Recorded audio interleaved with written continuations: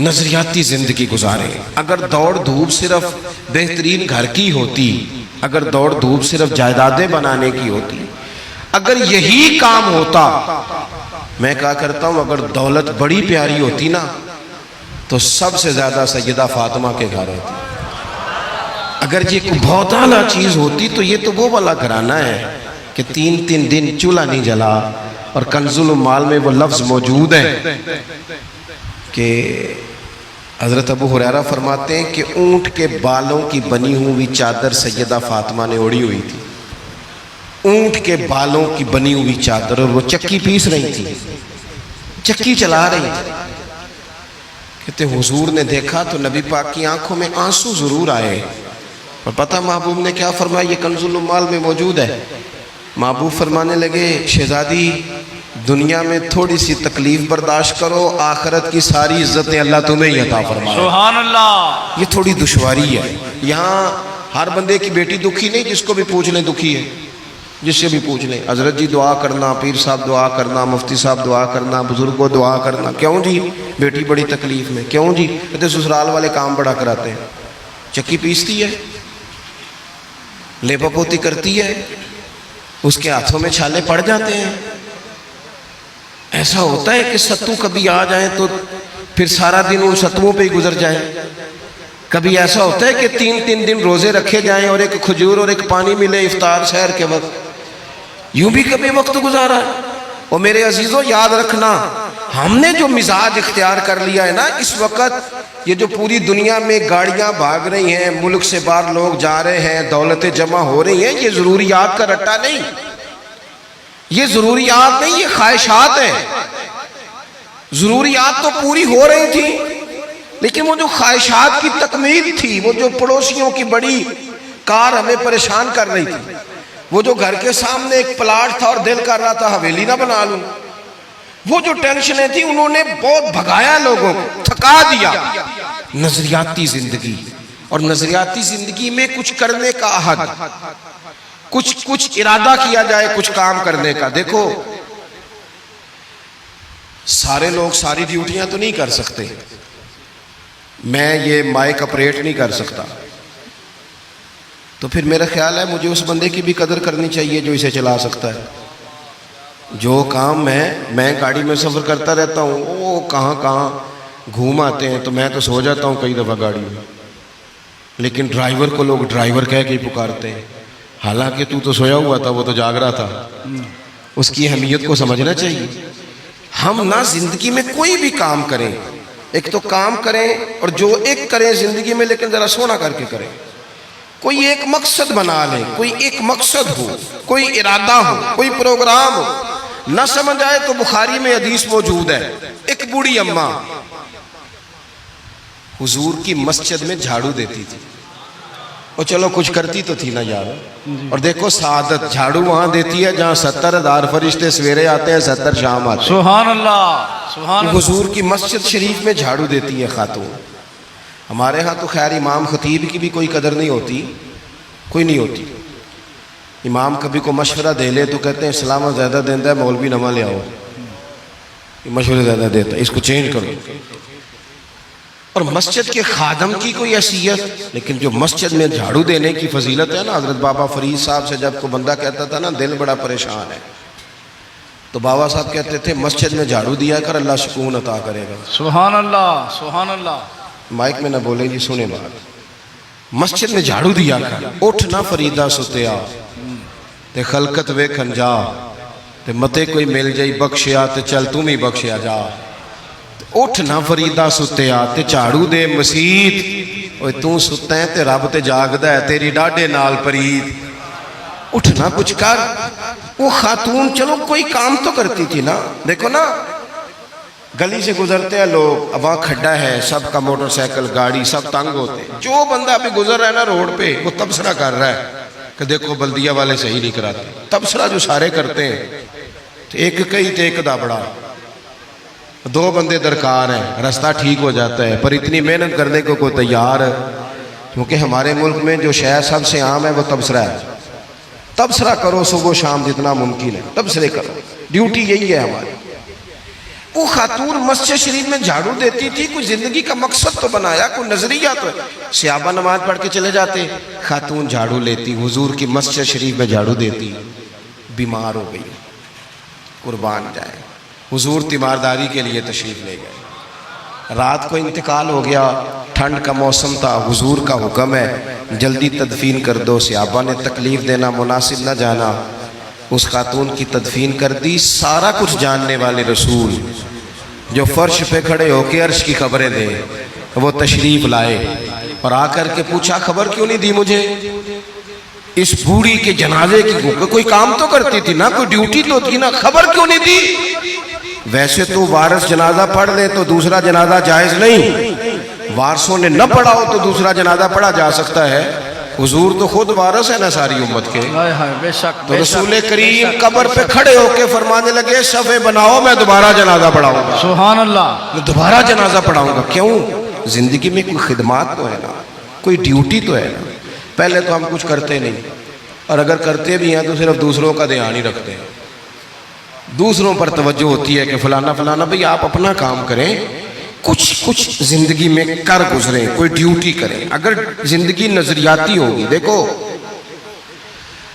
ڈھیر سارے لوگ ہوتے ہیں، نام میرا ہی شاید آئے گا کہ مدرسہ انہوں نے بنایا ہے، مسجد انہوں نے بنائی، میرا ہی نام آئے گا اگر کہیں میں بناؤں گا، لیکن زمین دینے والے کا بھی ایک کردار ہوتا ہے، اس میں نقشہ نویس کا بھی ایک کردار ہوتا ہے، اس میں ایک اینٹ خرچ کرنے والے کا بھی کردار ہوتا ہے۔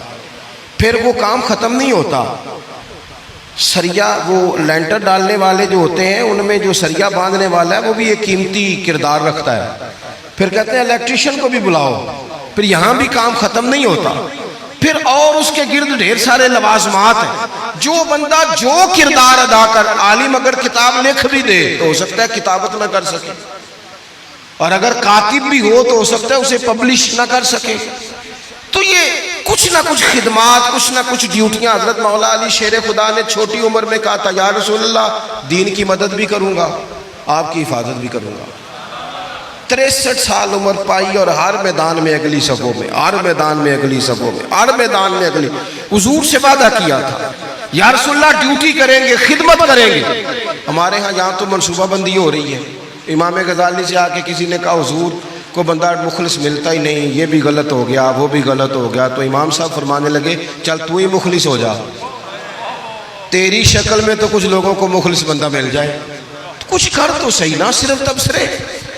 حضرت مولا کائنات نے عمر مبارک ساری دین کی خدمت میں لگائی، تو جب 63 سال کی عمر میں خنجر لگانا تو لوگ تو کہتے ہیں نا میرے پتر کا دھیان رکھنا اور میرے بچوں کا خیال کرنا اور فلانی ڈیوٹی کرنا۔ تو جب خنجر لگا تو حضرت علی کیا کہہ رہے تھے؟ فرما رہے تھے مجھے کعبے کی رب کی قسم علی تو کامیاب ہو گیا ہے، یہ دیکھو پانی پرن سہیلیاں تے رنگا رنگ کڑے تے پریا تے اس دا جانی ہے نا جس دا توڑ چڑھے۔ فرمایا دیکھو میں نے کوئی ارادہ کیا تھا، آج میں کامیاب ہوا۔ باتیں زیادہ نہیں کرنی، بس ختم کرتا ہوں۔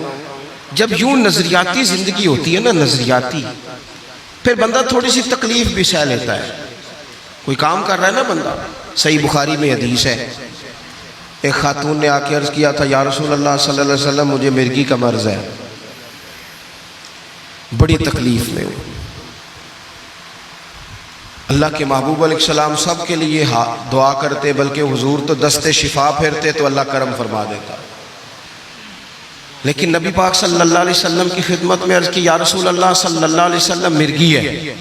تو آج حضور نے انوکھی بات کی، وہ پیچھے صاحبزادہ بشیر صاحب تشریف لائیں، آگے تشریف لے آئیں۔ نبی پاک صلی اللہ علیہ وسلم نے نا جی آج نظریہ سمجھایا، توجہ ہے آپ دوستوں کی میری بات پر۔ حضور فرمانے لگے اگر تو کہے تو میں دعا کرتا ہوں اللہ شفا دے دے گا، اور اگر تو کرے صبر، معنی کیا ہے؟ مرگی کے ساتھ ہی گزارا کرے، اگر کرے صبر تو پھر میرا وعدہ ہے رب جنت عطا کرے گا۔ سبحان اللہ۔ ویسے ہم پیر صاحب کے پاس، سید صاحب کے پاس، بزرگوں کے پاس جائیں، پیر صاحب ہمیں کہیں کہ گوڑا ٹھیک کرانا ہے درد کے یہاں جنت چاہیے، ساڑھا کی جواب ہے اے گوڑے دا کچھ کرو نا جی، اے سون نہیں دینا، یہی جواب ہے نا۔ لیکن نظریاتی لوگ نظریاتی ہوتے ہیں۔ نبی پاک صلی اللہ علیہ وسلم نے فرمایا کہ تو بتا، اگر تو کہے تو دعا کرتا ہوں اللہ شفا دے دے گا، اور اگر صبر کرے تو پھر تیرے لیے جنت ہے۔ اس خاتون نے ایک منٹ نہیں لگایا سوچنے پہ، یہ نظریاتی لوگ ہوتے ہیں۔ عرض کی یا رسول اللہ آپ دعا کر دیں رب مجھے جنت ہی عطا کرے۔ سبحان اللہ۔ کیا مطلب کہ میں گزارا کر لوں گی مرغی کے ساتھ، صبر کر لوں، مجھے اللہ جنت دے۔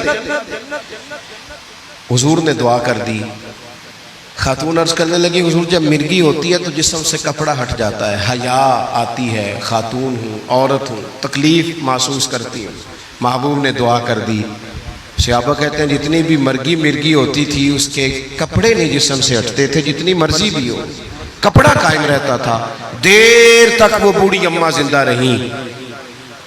خواتین ایک دوسرے سے کہا کرتی تھی کسی نے جنتی دیکھنی ہے تو اس بی بی کو دیکھو، اسے دنیا میں حضور نے جنت کی بشارت عطا کی۔ سبحان اللہ، سبحان اللہ۔ نظریہ ہوتا ہے، نظریہ۔ ویسے آنا جانا، تصویریں بنانا، گھومنا پھرنا، پلاننگ کرنا چلتا رہتا ہے، لیکن جو نظریاتی لوگ ہوتے ہیں انہیں ذرا تھکاوٹ بھی تھوڑی ہوتی ہے۔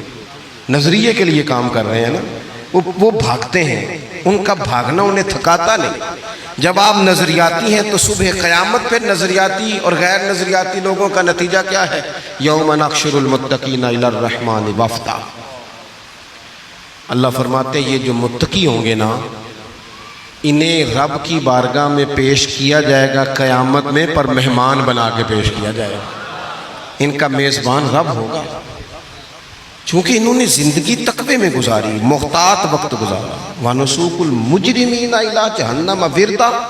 اور یہ جو مجرم ہیں جنہوں نے جرم کیے، من پسند زندگی گزاری، فرمایا انہیں پیاسے ہانک کے دوزخ میں پھینک دیا جائے۔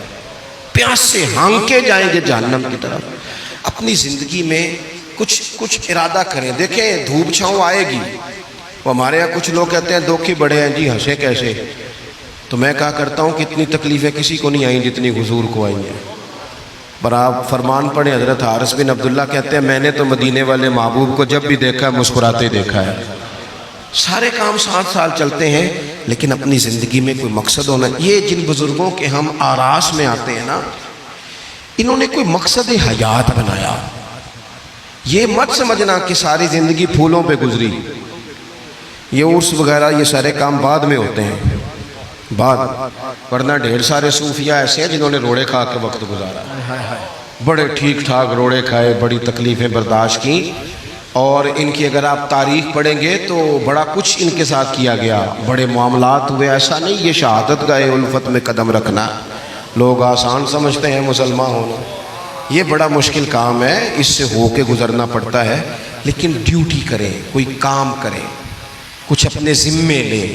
یہ جو ہم وقت گزار رہے ہیں نا جی، آپ یہاں کیوں بیٹھے کہتے ہیں ٹائم پاس کر رہا ہوں، تو میں کہتا ہوں اتنا ٹائم کہاں سے آیا جو آپ کو پاس کرنا پڑا؟